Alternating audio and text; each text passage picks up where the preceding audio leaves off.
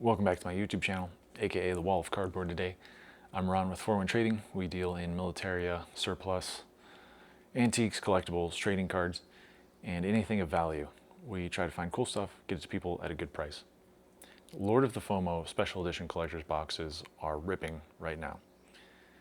And I think vintage Magic cards might be the dry powder that just needs a spark to be the next big thing.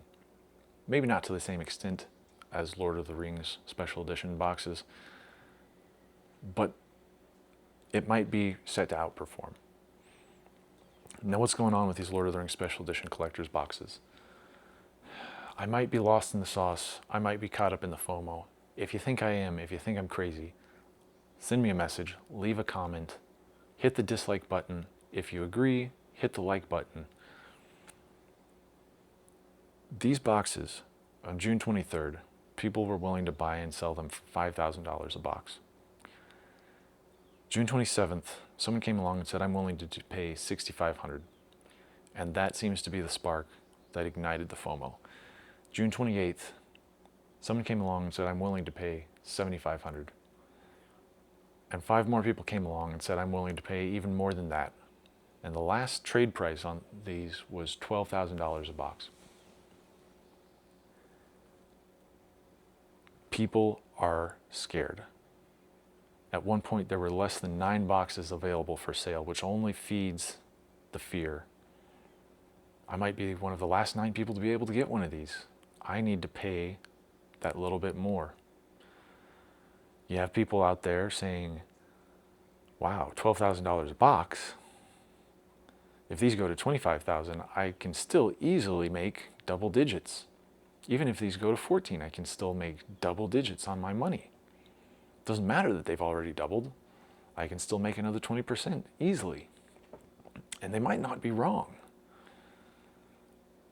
which is just what feeds the frenzy. And sure, price brings on supply. At one point there were 9, now there's 15 on offer. But it's not a race to the bottom. It's a race to 25K. Yesterday, the lowest offer was $12,000.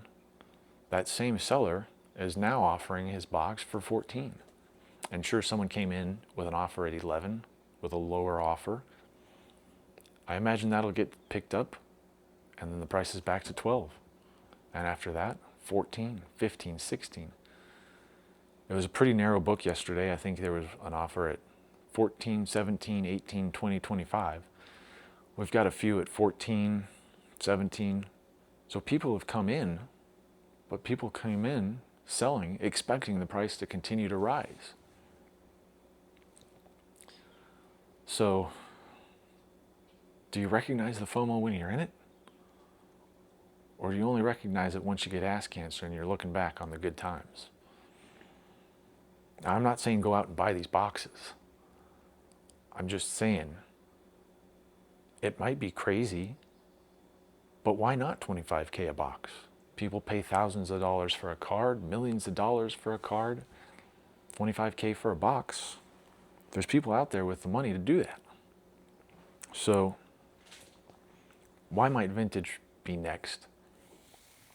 People are looking around, they're seeing Lord of the Rings boxes maybe going to 25. They're seeing Pokemon booming.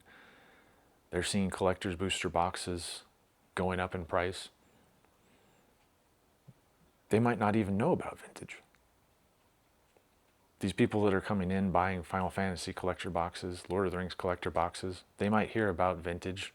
They might pull up a gallery of Arabian Nights cards and go, wow, these look really good. I'd like to have these in my collection. And so they start buying them. Prices have been flat for 3 years. Things have moved up, and you might say the TCG Player May sale was an impetus for a little bit of a boost in prices, because I'd say over the last month, some of the vintage has shown some signs of life. But that awareness drives price. It's really the only thing that drives price. There's no fundamentals to cardboard. There's no income statement. There's no cash flow. It's desire. how many people want this thing of which there is only a finite amount? I mean, that's what you need for FOMO. It's emotion. But fundamentally, cardboard is all 100% emotion. It's just a matter of degree. Are we in a somewhat constrained, somewhat muted emotional environment where things go up 5 to 10% a year? Or are we in a FOMO environment where things double in 24 hours? I think we might be in the early stages of some excitement in vintage. People just might not even know about it. They might be learning about it for the first time. They might be seeing all these things going up in price and saying, hey, vintage, it's underperformed. It might be the next thing to perform.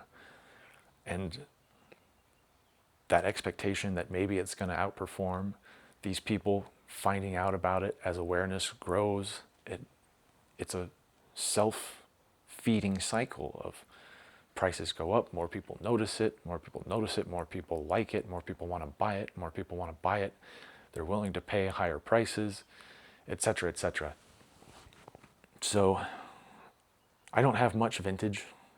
I am bag holding a Fallen Empires Play booster box or whatever they called them back then, because you can get them cheap on eBay. I didn't know that. I paid about $100 more than market value on TCG Player.